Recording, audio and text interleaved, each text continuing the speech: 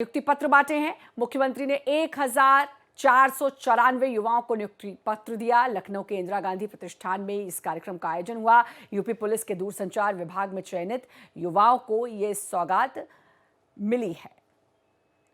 भाइयों, मैं सबसे पहले उत्तर प्रदेश भर्ती एवं प्रोन्नत बोर्ड के अध्यक्ष और उनकी पूरी टीम को चयन की एक पारदर्शी प्रक्रिया को अपनाते हुए निष्पक्ष भर्ती की इस प्रक्रिया को सुसंपन्न करने के लिए हृदय से धन्यवाद देता हूं। मैं धन्यवाद देता हूं यहां पर डीजी टेलीकॉम और उनकी पूरी टीम को, जिन्होंने भर्ती प्रक्रिया की निष्पक्षता और पारदर्शिता को इस नियुक्ति पत्र के माध्यम से यहां पर प्रस्तुत करने का एक प्रयास आगे बढ़ाया है। और उत्तर प्रदेश पुलिस बल के महानिदेशक श्री राजीव कृष्ण जी और उनकी पूरी टीम को, जिन्होंने इसको ऑर्गेनाइज करने और इस कार्यक्रम को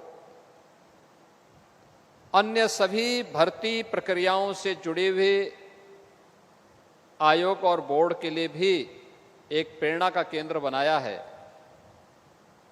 मैं बधाई देता हूं आप सभी नवनियुक्त टेलीकॉम पुलिस के कार्मिकों को, जिन्हें आज यहां पे नियुक्ति पत्र वितरण का कार्यक्रम अभी संपन्न हुआ है। आपको और आपके अभिभावकों को, परिवार के सभी सदस्यों को मेरी हृदय से बधाई है, मेरी मंगलमय शुभकामनाएं हैं।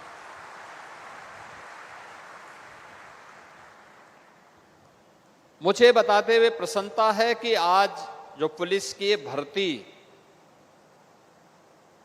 अब तक हम लोगों ने 2017 से प्रारंभ की थी, अब तक इस भर्ती को लेकर के हम देखें तो कुल मिलाकर के 2,17,500 से अधिक पुलिस कार्मिकों की निष्पक्ष और पारदर्शी तरीके से भर्ती की प्रक्रिया को उत्तर प्रदेश पुलिस बल ने संपन्न किया है। और ये आपके लिए भी एक गौरव का विषय है कि किसी भी राज्य की सिविल पुलिस से बड़े, सबसे बड़े पुलिस बल का आप हिस्सा बने हैं।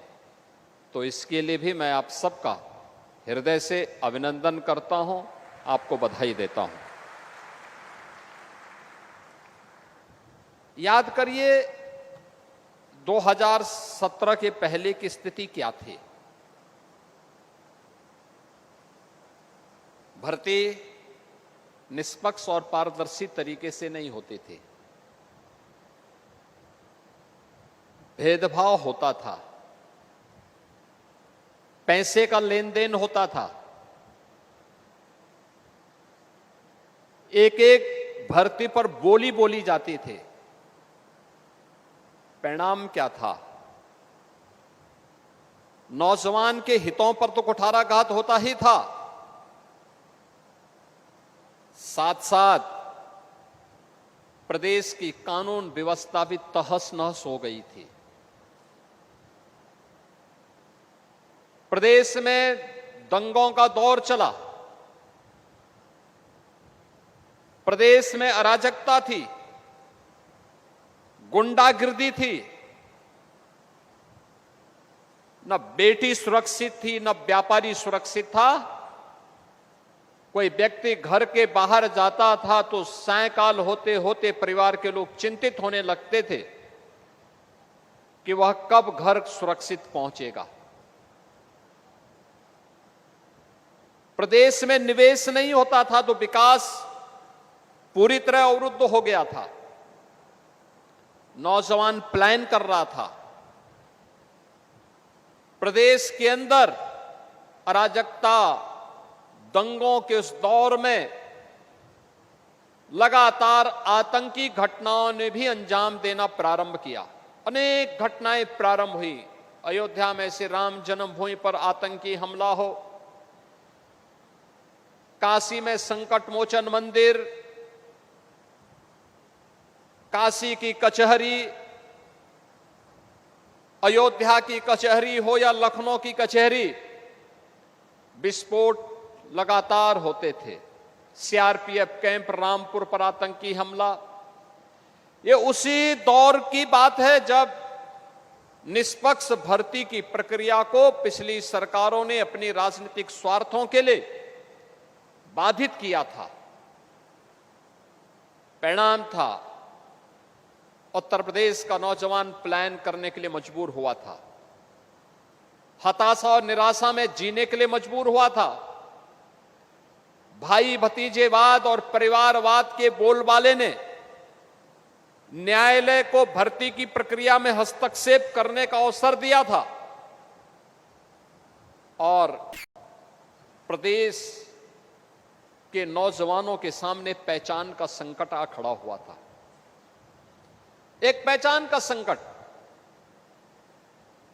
पूरा बदनामी एक परिवार और एक पार्टी करती थी, गलत काम एक परिवार और एक पार्टी करती थी, खामियाजा उस समय की 20 करोड़ की आबादी को भुगतना पड़ता था जब उसके सामने पहचान का संकट खड़ा होता था। और इसी अराजकता, गुंडागिर्दी, लंबे कर्फ्यू के दौर से गुजर रहे उत्तर प्रदेश में प्रधानमंत्री मोदी जी के आह्वान पर 2017 में जब हमारी सरकार आती है तो हम लोगों ने भर्ती की इस प्रक्रिया को ईमानदारी पूर्वक करने के लिए इस बोर्ड की सुदृढ़ीकरण के कार्यक्रम को आगे बढ़ाया और तय किया कि भर्ती की प्रक्रिया पूरी ईमानदारी के साथ होनी चाहिए। अगर कहीं भी किसी नौजवान के भविष्य के साथ किसी भर्ती बोर्ड और आयोग ने भेदभाव किया तो उनकी जवाबदेही तय होगी। किसी ने भर्ती की प्रक्रिया में सेंधमारी की तो उसकी 7 पीढ़ियों को फिर इस सेंधमारी का जवाब देना पड़ेगा और उसके परिणाम स्वरूप जो कार्रवाई उस समय हम लोगों ने प्रारंभ की, आज परिणाम है उत्तर प्रदेश देश के अंदर सर्वाधिक पुलिस की भर्ती और सरकारी नौकरी देने वाले राज्यों में उत्तर प्रदेश पहले नंबर पर आता है, अग्रणी राज्यों में है। 8.5 लाख सरकारी भर्ती हमने अब तक संपन्न की है। परसेप्शन बदला तो निवेश भी आया, सुरक्षा का बेहतर माहौल बना तो निवेश भी आया। निवेश के माध्यम से भी लगभग 2 करोड़ युवाओं को ले अपने जनपद में रोजगार की नई संभावना बनी।